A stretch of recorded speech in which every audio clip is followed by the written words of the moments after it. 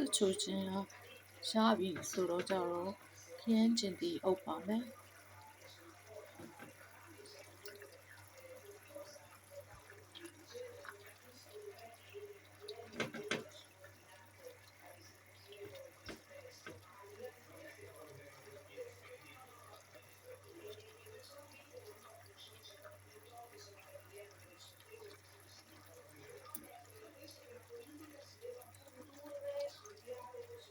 ချက်တော်လေးအုပ်ပါမယ်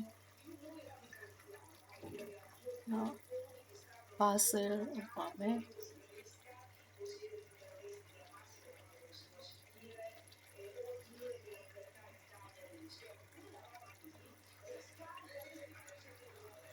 ငန်းပင်လေးလည်းအုပ်ပါမယ်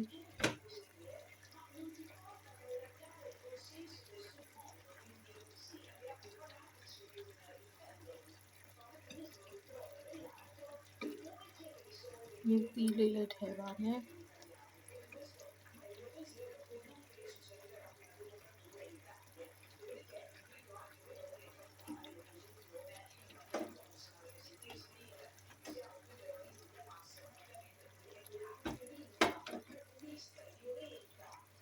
ဒါပြီးရင်တော့အရသာအနီတော်ဖြစ်ပြီဆိုရင်ချလိုက်ပါတော့မယ်